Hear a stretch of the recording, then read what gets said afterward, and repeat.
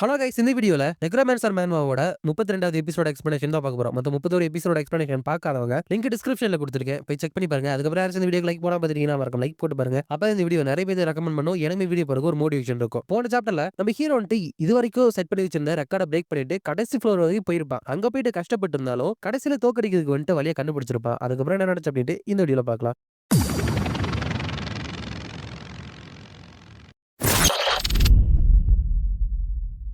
சாப்டரோட ஸ்டார்டிங்ல அந்த கிரேசில் அதோட நெஞ்சில இருந்து நிறைய ஸ்போர்ட்ஸை வச்சு நம்ம ஹீரோ வந்துட்டு அட்டாக் பண்ணுது. அதுக்கப்புறம் அதோட கையை வச்சுமே அட்டாக் பண்றப்ப ஹீரோ வந்துட்டு அதுல தப்பிச்சு அதோட கை மேலேயே இருந்துட்டு ஏறி ஓடிட்டு அதுக்கப்புறம் பின்னாடி அதோட முதுகுல இருந்துட்டு போயிட்டு அவனோட ஸ்வாட வச்சு குத்திட்டு ஃபயர் வால் அப்படிங்கிற மேஜிக்கை வந்து யூஸ் பண்றான். இவன் போட்டதோ ஆம்பிளிபிகேஷன் மேஜிக் சர்க்கிள் என்ன பண்ணும், ஹீரோவோட மேஜிக்கோட பவரை வந்துட்டு இன்னுமே அதிகப்படுத்தி கொடுக்கும். ஸோ அந்த மலையில அவன் ஃபயர் மேஜிக் யூஸ் பண்ணாலும் அதோட எஃபெக்ட் வந்துட்டு அதிகமாகி அது ஒரு ட்ரீ டைப் மான்ஸ்டர் அப்படிங்கறனால அது வந்துட்டு அந்த இடத்துல எரிஞ்சு போயிருது. அப்ப அங்க இருக்கிற ஃபைனலி அவன் வந்துட்டு 30வது ஃப்ளோர் பாஸ் கிரேஸ்ல வந்துட்டு கொன்னுட்டான். இப்ப இந்த ஹிஸ்டரியிலேயே இருந்துட்டு 30வது ஃப்ளோரை ஒருத்தர் இருந்துட்டு கிளியர் பண்ணிருக்கான். அப்படிங்கிறப்ப அங்க இருக்கிறவங்க அவன் பண்ணிட்டான்ல, எதுக்காக அவன் அட்டாக் பண்ணல அப்படின்னு யோசிச்சுக்கிட்டே இருந்தோம். பட் அவன் அவ்வளவு பெரிய ஆம்பிளிபிகேஷன் மேஜிக் சர்க்கிள் வந்துட்டு போட்டிருக்கான் போல அப்படிங்கிறப்ப டையன்னு இருந்துட்டு இவ்வளவு பெரிய மேஜிக் சர்க்கிள், அதுவும் ஆம்பிளிபிகேஷன் சர்க்கிள் வந்துட்டு கேஸ்ட் பண்ற அளவுக்கு அவனுக்கு தேவையான அளவு மானா இருந்திருக்கா அப்படின்னு நினைக்கிறப்ப ஹீரோ இருந்துட்டு இதுக்கப்புறம் இது இருந்துட்டு ரீஜெனரேட் ஆகாது அப்படின்னு தான் நினைக்கிறேன். அப்படிங்கிறப்ப அந்த மினியஸ் அப்படிங்கிற லேடி இருந்துட்டு ஆண்ட்ரியாஸ் கிராம்வெல் என்ன ஒரு அன்பிலியபிளான பாய், அவனை நான் எவ்வளவு தூரம் கூர்ந்து கவனிக்கிறனோ அந்த அளவுக்கு அவன் ஃபேசினேட்டிங்கா மாறிக்கிட்டே போறான். இவனை பத்தி நீ என்ன நினைக்கிறீங்க? வைஸ் கமாண்டர் டெனார்ட் ஸ்லே அப்படிங்கிறப்ப அந்த டெனார்ட் அப்படிங்கிறவரு உண்மையுமே ஃபேசினேட்டிங்கானவன் தான். இப்போதைக்கு அவனோட நொபிலிட்டி அப்படிங்கிறது அவனோட டைட்டில்ல மட்டும் தான் இருக்கு. ஸோ இவனை நம்ம சைடு ரெக்ரூட் பண்றதுக்கு பெரிய ஒரு சிக்கல்லாம் வராதுன்னு நினைக்கிறேன். அவனை உள்ள கொண்டு வரணும் அப்படின்னா நம்ம போய் மூவை மேக் பண்ணணும். ஏன்னா இந்த நாட்டோட 3வது இளவரசி இருந்துட்டு அவங்களோட ஃபர்ஸ்ட் மூவை மேக் பண்ணுவாங்கன்னு நினைக்கிறேன். அப்படிங்கிறப்ப இந்த மினியஸ் இருந்துட்டு கவலையே பட வேணாம், இருக்கலே ரொம்ப வேணும் டெம்டிங்கான ஆஃபர் வந்துட்டு நான் அவனுக்கு கொடுக்க பிளான் பண்ணிட்டு இருக்கேன் அப்படிங்கிறாங்க. அதுக்கப்புறம் ஹீரோக்கு வந்துட்டு 30வது ஃப்ளோர் வந்துட்டு கிளியர் பண்ணதுக்கு ஒரு ரிவார்டு கிடைக்குது. அதுதான் ரூன் ஸ்டோன் ஆஃப் டிசையர். இதை வந்துட்டு இந்த டவர்லயே இருந்துட்டு யூஸ் பண்ணா ஹீரோக்கு வந்துட்டு அதிகமான ரிவார்டு வந்துட்டு கிடைக்கும். ஹீரோ வந்துட்டு ஆக்சுவலா இதுல டவர் அப்படின்னு போட்டிருக்கிறது வந்துட்டு இம்பீரியல் பேரஸோட ஒரிஜினல் டவர்னு நினைக்கிறேன். ஃபியூச்சர்ல வந்துட்டு இது தேவைப்படலாம் அப்படின்னு நினைச்சிட்டு இருக்கப்ப ஒரு போர்ட்டல் வந்துட்டு ஓப்பன் ஆகுது. ஹீரோ வந்துட்டு போர்ட்டலா, இது எக்ஸிட்டா, ஏன்னா ஃபோர்சிபிளா என்ட்ரன்ஸ்க்கு வந்துட்டு இது டெலிபோர்ட் ஆகி கூட்டிட்டு போயிரும்னு நினைச்சேன் அப்படின்னு சொல்லிட்டு அந்த போர்ட்டலுக்குள்ள போறான். அப்ப வெளியே இருக்கிற போர்ட்டல்ல எல்லாருமே ஹீரோக்காக வெயிட் பண்ணிட்டு இருக்காங்க. அவ ஏன் வெளியே வரல, லைவ் ஃபீடு முடிஞ்சதுமே இவனை வந்துட்டு பார்க்கலாம் அப்படின்னு வந்தா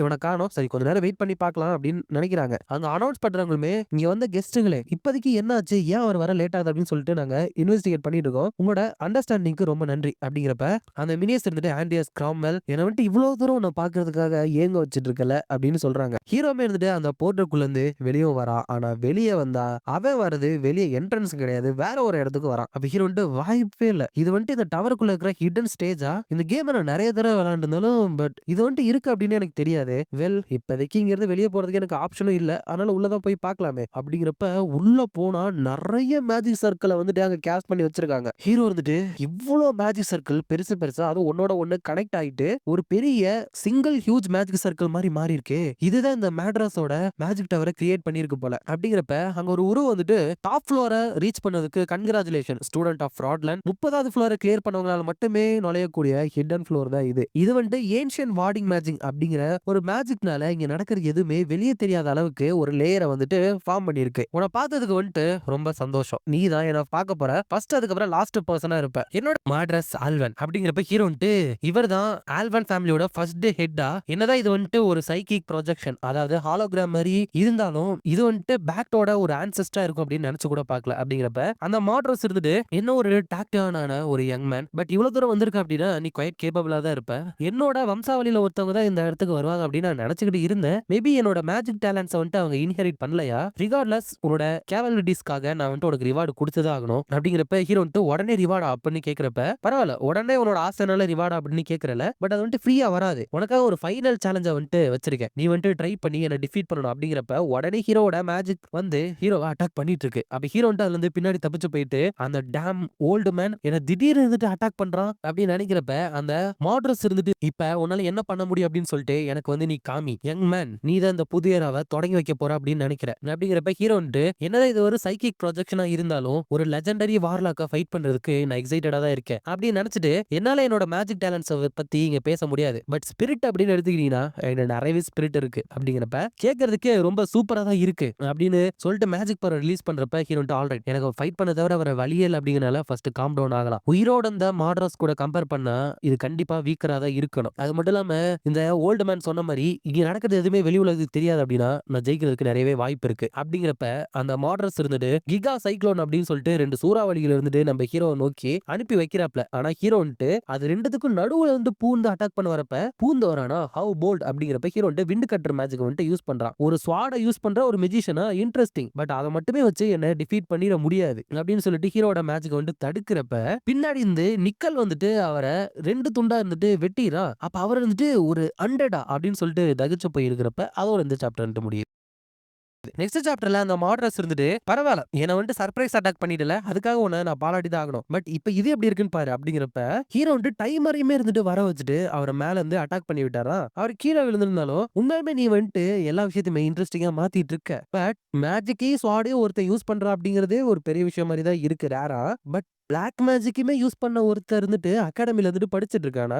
ஹவெவர் நீ வந்துட்டு ஒரு மிஸ்டேக் வந்துட்டு பண்ணிட்டு இருக்க. நான் வந்துட்டு ஒரு மனுஷன் கிடையாது. நான் ஒரு சைக்கிக் ப்ரொஜெக்ஷன். சோ ஒரு உடம்பே இல்லாத என்ன வந்துட்டு நீ பீட் பண்றதுல ஒண்ணுமே நடக்க போறது கிடையாது. இந்த சேலஞ்ச்லயும் நீ வின் பண்ண போறது கிடையாது. அப்படின்னு சொல்லிட்டு வின் ஸ்பியர் பாம் அப்படிங்கிற மேஜிக்க வந்துட்டு யூஸ் பண்ணி நம்ம ஹீரோ வந்துட்டு அட்டாக் பண்ணிட்டு இருக்கிறாப்ல. அப்ப ஹீரோ வந்துட்டு நினைச்ச மாதிரியே இந்த ஓல்டு மேன் வந்துட்டு அட்டாக் பண்ணது வந்துட்டு யூஸ்லெஸ்ன்னு நினைக்கிறேன். எனக்கு தெரிஞ்சு அந்த கடிகாரத்துல தான் ஏதோ ஒரு விஷயம் வந்துட்டு அடங்கிட்டு இருக்குன்னு நினைக்கிறேன். அதுல இருக்கிற 3 கடிகாரத்துல ஒரே ஒரு கடிகாரம் மட்டும் தான் ஒர்க் பண்ற மாதிரி தெரியுது. அப்படின்னு அதை பார்த்து ஓடிட்டு இருக்கப்ப மாட்ரஸ் இருந்துட்டு ஒரு அணில் மாதிரி அங்கிட்டு இங்கிட்டு ஓடிட்டு இருக்க. இப்படியே ஓடிட்டு இருந்தா அதுக்கு ஒரு முடிவே இருக்காது. சரி இந்த விஷயங்களை வந்துட்டு கொஞ்சம் நம்ம சேஞ்ச் பண்ணி பார்க்கலாம். சரியா ஹார்ட்லெஸ் தண்டர் அப்படின்னு சொல்லிட்டு ஒரு மேஜிக் ஸ்பெல்ல வந்துட்டு யூஸ் பண்றப்ப ஹீரோ வந்துட்டு அது வந்துட்டு ரொம்ப பெருசா வந்துட்டு ஜார்ஜ் பண்ண முடியாது அப்படின்னு தெரிஞ்சு போச்சு. நிக்கல் போயிட்டு அந்த மேஜிக் வந்துட்டு இன்டரப்ட் பண்ணு அப்படிங்கிறப்ப நிக்கல் வந்துட்டு அந்த மேஜிக் எல்லாம் தாண்டி அந்த மாட்ரஸ வந்துட்டு அட்டாக் பண்ண போறப்ப அவர் வந்துட்டு ஸ்பேஷியல் மேஜிக் யூஸ் பண்ணி டெலிபோர்ட் ஆயிட்டு நிக்கலுக்கு பின்னாடி வந்துட்டு ஹவ் பாதர்சம் அப்படின்னு சொல்லிட்டு அட்டாக் பண்ண போயிட்டு நிக்கல் அட்டாக் பண்றப்ப பெருசா அதுக்கு வந்துட்டு அந்த எலக்ட்ரிசிட்டினால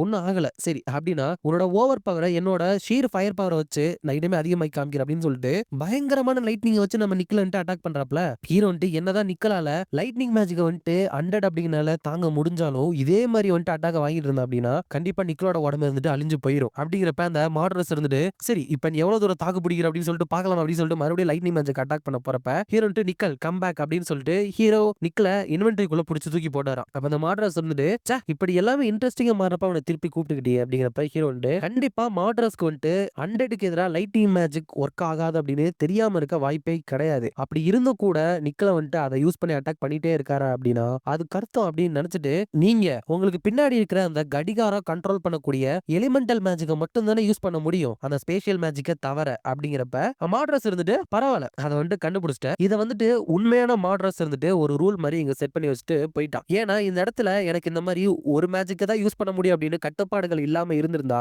யாரா இருந்தாலும் என்ன இந்த இடத்துல தோக்கடிக்கவே முடியாது. பட் இது வந்து எனக்கு ஒரு சின்ன குறை மாதிரி தான். என் மேல ஒன்னால ஒரு ஃபேட்டல் ப்ளோவை கொடுக்க முடியல அப்படின்னா என்னை எதிர்த்து ஒன்னால கொஞ்ச நேரம் கூட தாக்கு பிடிக்க முடியாது அப்படின்னு சொல்லிட்டு மறுபடியும் அட்டாக் பண்றப்ப ஹீரோ வந்துட்டு அஃபென்சிவ் மேஜிக்கா இப்ப நான் என்ன பண்றது அட்ராக்ஷனுக்காக வெயிட் பண்ணிட்டு இருக்கறா. இவர் ஒரு சைக்கிக் ப்ரொஜெக்ஷன் அப்படிங்கறனால மானா தீந்து போனா இவர் தானா மறைஞ்சு போயிருவாரு. அது மட்டும் இல்லாம இந்த மாதிரி மேஜிக்கை திரும்ப திரும்ப கேஸ்ட் பண்றதுக்கு நிறைய மானா வந்துட்டு தேவைப்படும். சோ இந்த மானால எங்க இருந்து கிடைக்குது அப்படின்னு சொல்லிட்டு ஹீரோ வந்துட்டு மானாவை டிடெக்ட் பண்ணி அந்த மானால எந்த வழியா கிடைக்குது அப்படின்னு சொல்லிட்டு கண்காணிச்சு பாக்குறப்ப சுத்தி வந்துட்டு தூண்கள் இருக்கு இல்லையா அது வந்துட்டு ஹீரோ கண்டுபிடிச்சிட்டு புரிஞ்சுது. இந்த தூண்கள் தான் இவருக்கு வந்துட்டு தொடர்ந்து இந்த மானாவை சப்ளை பண்ணிட்டே இருக்கு. சோ இதுக்கான ஆன்சர் வந்துட்டு அப்ப கிளியர் தான் அப்படின்னு சொல்லிட்டு பார்த்து சிரிச்சுட்டு போயிட்டு இருக்கப்ப மாட்ரஸ் வந்து மனசுக்குள்ள அவன் கண்டுபிடிச்சிட்டான்னு நினைக்கிறேன் அப்படின்னு சொல்லிட்டு தண்டர் ஸ்பியர் வச்சு அட்டாக் பண்ணா ஹீரோ வந்துட்டு எர்த் ஷீல்ட வந்து போட்டு அதை வந்துட்டு தடுத்துறான். ஹீரோ வந்துட்டு அந்த கடிகாரத்தை பார்த்து இவர் என்ன விதமான மேஜிக் யூஸ் பண்றாரு அப்படின்னு தெரியறதுனால அதை கவுண்டர் பண்றது எனக்கு கொஞ்சம் ஈஸியா தான் இருக்கு. அப்படிங்கிறப்ப டக்குனு ஹீரோக்கு பின்னாடி வந்துட்டு நீயே தான் இந்த விஷயத்த சொன்ன என்னால இந்த ஸ்பேஷியல் மேஜிக்கை யூஸ் பண்றதுக்கு எந்த ஒரு கட்டுப்பாடுகளும் கிடையாது அப்படின்னு சொல்லிட்டு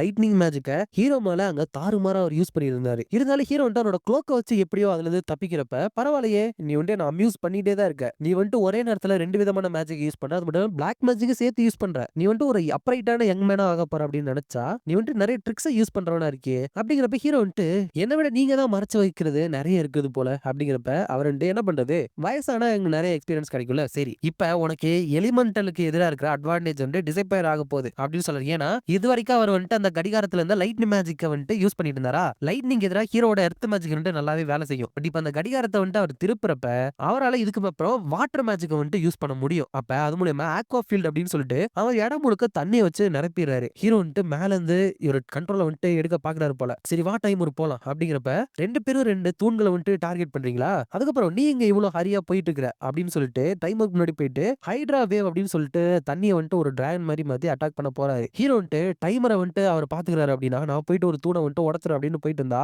வாட்டர் பிரிசன் அப்படின்னு சொல்லிட்டு ஹீரோ வந்துட்டு தண்ணிக்குள்ளேயே வச்சு ஒரு சல மாதிரி புடிச்சு வச்சுக்கிறாரு. அப்ப அவர் வந்துட்டு செக்மேட் அப்படின்னு சொல்றப்ப ஹீரோ வந்துட்டு ஒரு ஸ்பிளிட் செகண்ட்ல புடிச்சிட்டாரு அப்படின்னு சொல்லிட்டு மறுபடியும் நெக்ரோமான்ஸ் யூஸ் பண்ணி ஒரு அண்டை வர வைக்கிறப்ப ஓ இன்னொன்னு வேற வச்சிருக்கியா என்ன நீ போர் அடிக்க விட மாட்ட போலே அப்படிங்கிறப்ப ருடால்ட் இருக்கான்ல ஜெயண்ட் அவனதான் ரெண்டு ஹீரோ வர வைக்கிறான். மாட்ரஸ் வந்துட்டு என்னோட காலகட்டத்துல கூட எந்த ஒரு ஜெயண்ட்டுமே இருந்தது கிடையாது, எப்படி உனக்கு இது கிடைச்சது அப்படிங்கிறப்ப ருடால்ட் இருந்து அந்த இடத்துல அட்டாக் பண்றான். ஆனா அவரு டெலிபோர்ட் ஆயிட்டு அதுல இருந்து தப்பிச்சாரு. அந்த அட்டாக்கோட இம்பாக்ட்னால ஹீரோமே இருந்துட்டு அந்த வாட்டர் பிரசன்ல இருந்து வெளியே வந்தாராம். அப்ப அந்த மாட்ரஸ் இருந்துட்டு குட் இப்படியே பண்ணிட்டு அப்பதான் எனக்குமே இது போர் அடிக்காது அப்படிங்கிறப்ப ஹீரோ வந்துட்டு மாஸ்டர் மாட்ரஸ் நீங்க தான் கொஞ்சம் பெட்டரா கேர்ஃபுல்லா இருக்கணும் அப்படின்னு நினைக்கிறேன், ஏன்னா நீங்க ஆல்ரெடி உங்களோட one of the precious lifes இருந்துட்டு இழந்துட்டீங்க அப்படின்னு சொல்றான். சோ ஒரு தூணை இருந்து ஹீரோ டெஸ்ட்ராய் பண்ணிட்டான்னு நினைக்கிறேன். அதோட இந்த சாப்டர் முடியுது. இந்த வீடியோ பிடிச்சிருந்தா மறக்காம லைக் ஷேர் அண்ட் சப்ஸ்கிரைப் பண்ணிருங்க. உங்களை நான் அடுத்த வீடியோல பாக்குறேன்.